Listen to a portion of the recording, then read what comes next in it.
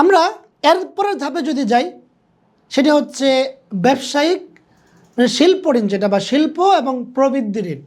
শিল্প এবং প্রবৃদ্ধি ঋণ যারা ইন্ডাস্ট্রিতে আছে, যারা বিভিন্ন বড় বড় কোম্পানি আছে, বড় বড় ব্যবসা আছে, গার্মেন্টস আছে, ওনাদের তো হলো ব্যবসায়িক ঋণ করতে হয়। কিন্তু এই ব্যবসায়িক ঋণগুলো কিন্তু ওনাদের ব্যবসায়িক প্রয়োজনীয় ঋণ না। মানে ওই গার্মেন্টসের যে আয় হয়, ওই আয়ের উপরেও পরিবার নির্ভর থাকে না, বরং বহু কোটি কোটি টাকা আয় হয়। এখানে অনেক বেশি প্রফিট রেশিও থাকে। তাহলে ওই গার্মেন্টস ইন্ডাস্ট্রি, কোম্পানি এগুলোর জন্য যে ঋণ নেওয়া হয়, এগুলোকে আমরা বলছি শিল্প এবং প্রবৃদ্ধি ঋণ। শিল্প এবং প্রবৃদ্ধি ঋণকে আমরা দুটা ভাগ করি। একটা হলো শিল্প এবং প্রবৃদ্ধি ঋণ দিয়ে যদি জাকাতযোগ্য সম্পদ কিনা হয়, অর্থাৎ র ম্যাটেরিয়াল কিনা হয়, কাঁচামাল কিনা হয়, যেগুলো সরাসরি সেল হবে, তাহলে যেহেতু ওই কাঁচামালগুলো জাকাতযোগ্য সম্পদ হিসাবে একবার হিসাবে যাবে, তাহলে এই কাঁচামাল কিনতে গিয়ে, র ম্যাটেরিয়াল কিনতে গিয়ে যে ঋণটা হয়েছে, ওই ঋণ আগামী 1 বছরে যেই পরিমাণ পরিশোধযোগ্য, ওইটা জাকাতযোগ্য সম্পদ থেকে মাইনাস হবে। তার মানে হলো শিল্প এবং প্রবৃদ্ধি ঋণের এই অংশ যেই ঋণ দিয়ে বা যেই টাকা দিয়ে কাঁচামাল কেনা হয়েছে, র মেটেরিয়ালস কেনা হয়েছে, জাকাতযোগ্য সম্পদ কেনা হয়েছে, এই ঋণটা জাকাতযোগ্য সম্পদ থেকে মাইনাস হবে।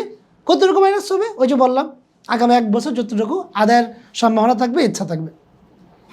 দ্বিতীয়ত, শিল্প এবং প্রবৃদ্ধি ঋণের ক্ষেত্রে বলছি যে যদি ঋণ করে এমন কিছু কিনা হয় যেটা জাকাতযোগ্য সম্পদ না, কাঁচামাল না, র ম্যাটেরিয়ালস না, মেশিনারিজ অথবা ফ্যাক্টরির পুরো সেট আপটা দাঁড়া করানোর জন্য যে ঋণ করতে হয়েছে, ইন্ডাস্ট্রির এই যে এটার ভবন তৈরির জন্য, এটার মেশিনারিজ করার জন্য যে ঋণ করা হয়েছে, এই যে ঋণটা, এটা কিন্তু শিল্প এবং প্রবৃদ্ধি ঋণ।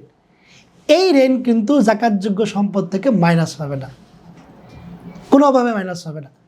কম হলে মাইনাস হবে না, বেশি হলে মাইনাস হবে না। তাহলে আমরা শিল্প এবং প্রবৃদ্ধি ঋণকে দুটো ভাগে ভাগ করেছি। একটা হচ্ছে যে শিল্প এবং প্রবৃদ্ধি এমন ঋণ যা দিয়ে কাঁচামাল কেনা হয়েছে, জাকাতযোগ্য সম্পদ কেনা হয়েছে, তাহলে এই ঋণটা বাদ যাবে। দ্বিতীয়ত হলো শিল্প এবং প্রবৃদ্ধি ঋণ যা দিয়ে মেশিনারিজ কেনা হয়েছে, ইন্ডাস্ট্রি সেট আপ করা হয়েছে, এই ঋণ জাকাতযোগ্য সম্পদ থেকে মাইনাস হবে না। তাহলে এই বিষয়গুলো যখন আমাদের কাছে ক্লিয়ার হয়ে যাবে, আমাদের জাকাত ক্যালকুলেশন খুবই ইজি এবং সহজ হয়ে যাবে।